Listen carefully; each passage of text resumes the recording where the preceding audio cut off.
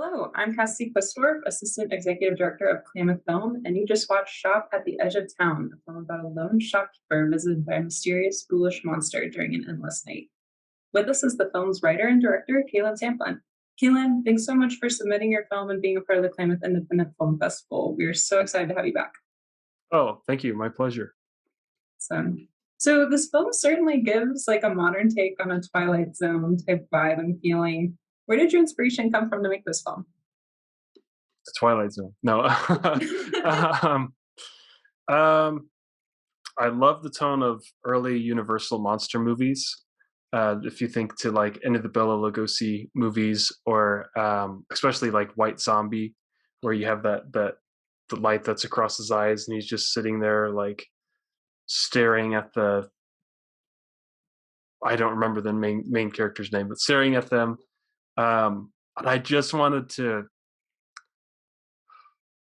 the whole thing that was in my head was just I just saw this one image of this really creepy looking dude just staring in the camera, not doing this, that's White Zombie, but staring into the camera. And he had a flat brim hat, and I was like, I wonder if I could turn that into something. And this was out of those like feverish drinking a lot of coffee at the coffee shop and just writing things down. So this whole thing was written in like 10 minutes. It was a stream of consciousness thing. And then Wow. when I took it to Tim and Ezra, the two producers that actually watched my previous um, Weeping in the Woods short and said that we want to work with you on the next thing, they workshopped it a lot. And we just kind of narrowed it down from crazy ramblings to something that's moderately coherent. So How all the um, best films are made. yeah, it's fun. So it's super. Uh, I have some things written down here that I'm trying to like say right, but it's kind of like I wanted to give it both a feeling of loneliness and awkwardness between two people, and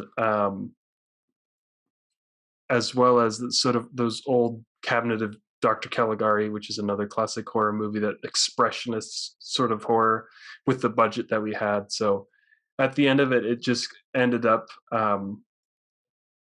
sort of a Twilight Zone episode, which I'm totally fine with. If I had it to do it again, I would make it black and white. Oh, really? So I think that'd be really cool. Yeah, totally. I can see that. I mean, it almost gives off a black and white feel anyway, but I mean, when you're talking about the shot with the flat brim hat, like that's kind of one of the most striking scenes to me is when, you kind of see his hat come up and then he gives that smile and it's like not Oh quite man, a yeah, right smile. yeah. Marsh, the guy who played the tall man, is the only name that we gave him in the script. But Marsh, the actor, he's amazing. I can't sing his praises enough. He's a joy to work with, and I loved him. So Yeah, yeah. I mean, what would you call the shop's visitor? So tall man, a vampire, a ghoul. Was there any kind of yeah, monster name given? um, it. Gosh, I almost wanted to call him a vampire, but it's like no, he's a little more dark. I don't know. Like, so the whole story. I wrote an entire backstory, and I'll try to like summarize it in as short as I can. But his character, there's this whole weird religion that's in this world of eternal darkness, and his father was this preacher that was saying like, oh, let's worship this thing that is the moon that kind of transforms people's brains, um, and there was a point where his father died, and the main character, or the bad guy in this movie, who's the son of the preacher, wanted to take over his flock, his church. And so he totally consumed himself in this supernatural aura of the moon. But he just went absolutely ballistic, and nobody wanted him. He was already a creepy guy. Like, he'd be one of the kids, even as a child. He'd be like sitting under the pews and listening to what the churchgoers were saying, and he'd like steal their stuff. So he was already kind of like a little rascal, and Right. now he just grew up, and I just look at him as he's a lonely guy, just terrible person overall. Okay. But A yeah, lonely, terrible person. yeah, Tall too. he's very tall. Well, Yeah, so our shopkeeper protagonist says she's only been alive for the eternal night and has never seen the sun. So what did you envision her background to be like? yeah. So I also wrote out something for her. Her whole family, um, she was born into that shop, and her parents, and a bunch of sisters, and I'm trying to remember. This was a while ago. Her parents ran the shop, and then she later found their remains out in the field because something had taken them out. It might have been the tall man, who knows. And all of her sisters left, were able to move on to better and brighter things, but she just kind of harbored those dark emotions, and stayed. And there's a sort of, I kind of wanted her to be almost like a Black Widow character, not the superhero, but the actual, yeah, so a Black Widow type character in regards to, um, she's there by herself. The lights of her shop are on, as they're always bright like a beacon in the night. She attracts all different types of people, and there's the pile of clothing that's out in front. And so this whole situation that she's been in is not new. Like, how many people has she just killed? And then she'll pile her clothes on there. But at the same time, I didn't want it to feel like obvious, like she's done this before. So I wanted her to look scared. Maybe that didn't come across. I don't know. I just thought this is a fun project, and I wanted it to just kind of explode on the screen of all these classic horror movie sort of feelings. But yeah. Yeah, absolutely. And yeah, we see at the beginning of the film the tall man stop at the trash can and see the other clothes in the bin. Were there other subtleties or images that you wanted to have in the film to convey that storyline or that overall theme? Um, I mean, there's some posters here and there that I know, and they're probably like really small on screen, but if you read like what the poster says, it will kind of give you a little bit more background into the world that they're in. And if you look at some of the food or the cans that are in the background, or even that one shot, of the mackerel, it says synthetic, and so everything that's there is like not real food, but it is consumable, but it's not. It's an imitation of what it's supposed to be. Um, Other than that, the 4x3, shooting it in 4x3 was kind of, it really added to the, uh, how do you call it, claustrophobic sort of, you have this much to look at. That was the initial idea, was the 4x3, and I honestly don't think that we could have made it in the regular 16:9 or however much bigger, because the place that we were shooting it, I'm getting a little bit off topic, but the place that we were shooting it, it was an abandoned like, grocery store. It's like a farmer's market, um, and the place is huge, and so we had like, okay, if we have this much to fill all the shelves and stuff, that we have like this much we could fill the shelf with. So we're like, if we just narrow it down to here, we'll just rearrange all the props every shot, so to make it look like the entire shop was actually filled out with stuff. But and every behind the camera, or just to the right or left, it's just empty. There's nothing there. So 4x3, I'll just say, yeah, it's made them feel more claustrophobic. That was the intent, but it really paid off because everything would look empty if we had more area to cover. So yeah. Yeah, definitely. What a creative way to film it and also get that vision across with the claustrophobic feeling and kind of adding to those, scary, spooky Twilight Zone type vibes with the way it's shot and everything like that. Well, thank you. Um, so yeah, you mentioned it was in an abandoned grocery store. Where, how did you get that going and everything? Yeah, so that was that was really hard to find a location just because it's so specific. 'Cause one, you have to shoot it at night, and if you shoot it during the day, it has to be interior, and you have to block all of the windows. So I had gone to, I don't know, maybe 8 different, like, Minute Market or I didn't want it to be like 7-Eleven. I wanted it to be like mom and pop shops where it wouldn't be as clean and as commercial. Um, all of them were like, "Yeah, no, you're not doing that in my store." And then I was driving to into Jacksonville, and there's this, from Medford, and there's this place called White's Country Farm, and I would go there when I was a kid, and they would have, like, corn mazes for Halloween, and it'd be, like, just produce, but it's since it had, like, closed, I don't know, maybe 10 or so years ago, and so I actually looked up, like, who owned it, online, and it was purchased by,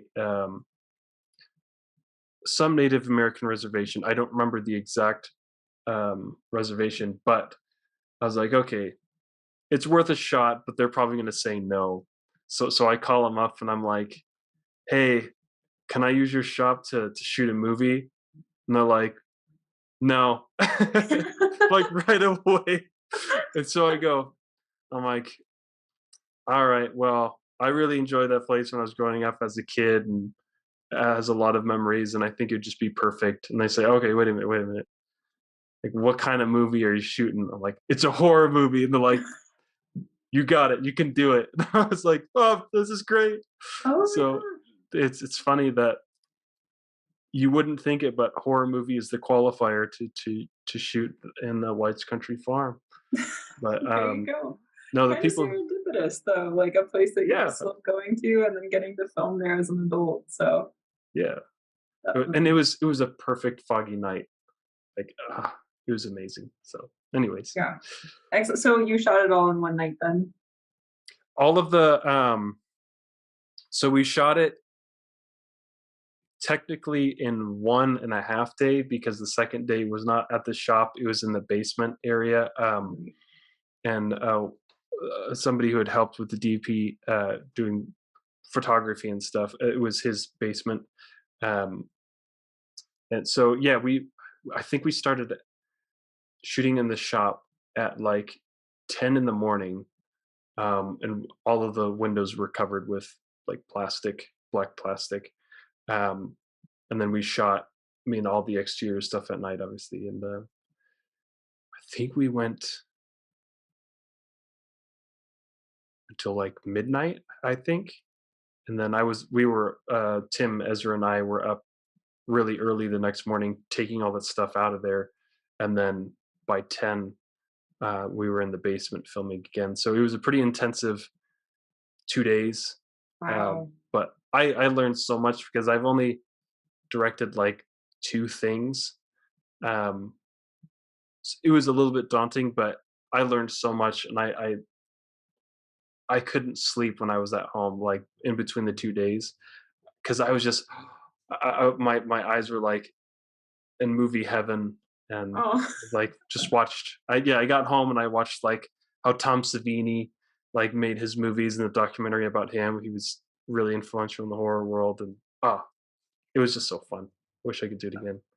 wow, how neat. Well, based on watching the film, you wouldn't have guessed that it was only your second time directing. It was so well made and all that inspiration from horror and horror greats. You can definitely see that in the film. Thank you. This might be getting into the weeds a little bit, but you had mentioned viewing the store as like a beacon. What other characters or guests would you imagine that the store would get other than the tall man type? Yeah, so I don't imagine she actually sells all that much. I think the most of the food she would consume herself, just because the edge of town in this town that's already sort of ghostly in a ghost town. Maybe she has relationships with some of the other folks that are out there, but I don't imagine she sells very much at all. Right. She's just kind of there. It's just there. It's her shop. It's her family's Yeah. legacy. There's initially I was thinking, okay, because I love dogs. I was like, okay, if I were her and I had to be there alone, I'd want like a dog. But putting an animal into a production when especially if it's just my second time doing it, forget it. Yeah, But I'd like to think totally. that she's not totally alone, but in this case, she is. We'll say her dog was out and about, maybe Yeah, patrolling. yeah. So has this film been in other film festivals, and what was the reaction like there? Or do you have any favorite comments or things that people picked up on that you wouldn't have expected? Um, so we haven't heard back from all the other festivals yet, but the ones that we've been rejected pretty much universally. So it was nice to see that we got into Klamath. But there's one that was interesting, where we submitted to.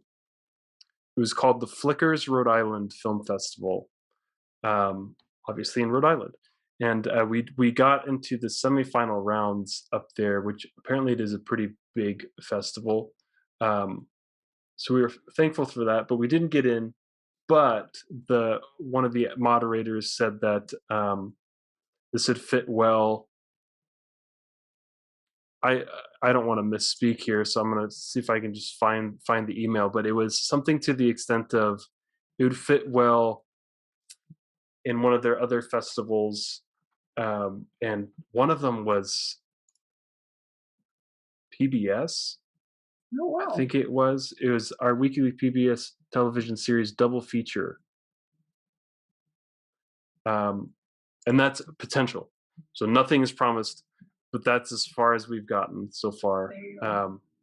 But Exciting. Well, Kip is honored to be the first one, and we're so excited. oh, I wouldn't Um, have it any other way. Glad to hear it. So I know it's a really intense and spooky film, but are there any bloopers or behind the scenes stories that of the making of this film that you want to share? um, I would say the shot where Marshall is like there's the door under in the basement where he's sticking his lips under there. That was really funny. Marshall is down for anything.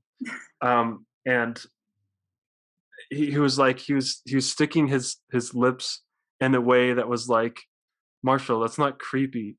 Really stick him in there, Marshall. And so he goes like this. He just it was that was the funniest part, I think. I'm sure. And in the middle Yeah. of the night, it's just like Oh yeah, all yeah, there. yeah. Oh man. Well, thank you again so much, Cailin, for your time. Do you have any final thoughts or takeaways you'd like to give our audience on Shop at the Edge of Town? Um, I'd like to say a few words about Petrichor Productions, the team that Tim Ezra and I are a part of. Um, so we're a group of filmmakers, dedicated to being the catalyst of visual storytellers in Southern Oregon. And the name petrichor in nature is the sweet smell of rain, after a long dryness. And so, with that in mind, we'd like to take that idea into filmmaking and sort of embedding new ideas that are give a sort of not necessarily pleasant because this is horror, but an experience that is a cut above. So that's who we are, and we're gonna be Wow. around for a while, hopefully.